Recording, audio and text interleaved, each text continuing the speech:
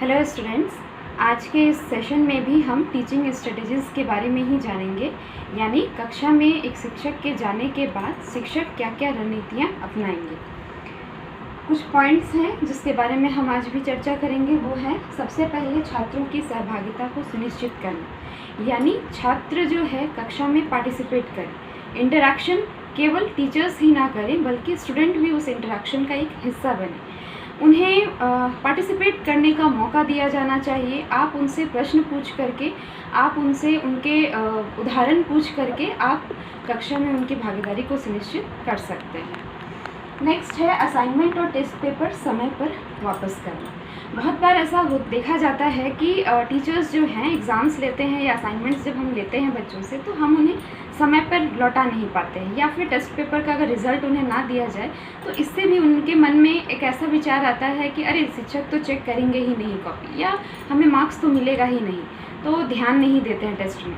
तो इस समस्या से बचने के लिए एक शिक्षक को चाहिए कि जब वो कोई असाइनमेंट या कोई टेस्ट लेते हैं क्लास में तो उस समय उन टेस्ट पेपर्स को वो समय पर रिटर्न करें और उनके मार्क्स जो हैं या संबंधित फीडबैक जो है वो बच्चों को प्रदान करें। नेक्स्ट है शिक्षकों को हाव भाव का प्रयोग करना चाहिए। बेटर है कि आप जितना ज़्यादा बच्चों के साथ इंटरेक्शन करते हैं, उनके साथ आई कांटेक्ट बना के रखते हैं। कक्षा में कोई एक ऐसा बच्चा भी छूटना नहीं चाहिए जो कि ऐसा सोचे कि शिक्षक का ध्यान जो है उनकी तरफ नहीं है।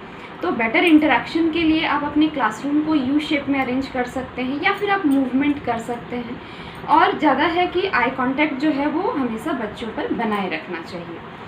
सीखने के उद्देश्यों की समीक्षा करना। हम क्या सिखाने आ रहे हैं, मेरे सिखाने का उद्देश्य क्या है, उन उद्देश्यों की समीक्षा करना, बच्चों से प्रतिक्रिया लेना, बच्चों को कितना डेवलप हो रहा है, उनके कितना सहयोग हो रहा है या नहीं, इस बात की समय समय पर समीक्षा जो है बच्चों के साथ ही समीक्षा करती रहनी चाहिए। नेक्स्ट है कि अनुदेशनात्मक रणनीतियाँ। हम जो इंस्ट्रक्शनल स्ट्रेटजी बनाते हैं, यानी हम जो इंस्ट्रक्शंस देते हैं वो इंस्ट्रक्शंस का मोड जो है वो लेक्चर हो, ठीक है, व्याख्यान विधि आप अपना सकते हैं, लेकिन उसके साथ ही डेमोन्स्ट्रेशन मेथड भी होना चाहिए। चर्चा होना चाहिए बच्चों के साथ, समय समय पर चर्चा करिए, केस स्टडी कीजिए, कोई एक केस लेकर के उस पर आप डिस्कशन कर सकते हैं, समूह चर्चा करना चाहिए, मतलब इंटरेक्शन स्टाइल में चेंजेस लाना चाहिए। देन है उदाहरण एवं कक्षा को प्रासंगिक बनाएं। जब तक हम कक्षा में विभिन्न प्रकार के उदाहरण या एग्जाम्पल सेट नहीं करेंगे तब तक छात्र उस चीज़ को अपने दैनिक जीवन से जोड़ नहीं पाएंगे।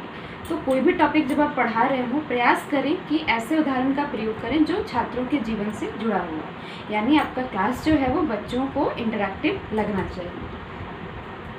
और एक महत्वपूर्ण पॉइंट ये भी है कि छात्रों के महत्व को उन्हें समझाना कि वो क्लास के लर्निंग सिस्टम का एक हिस्सा है।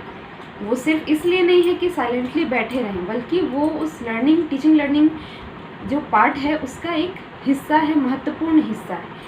इस बारे में छात्रों को समय समय पर एहसास दिलाते रहना चाहिए।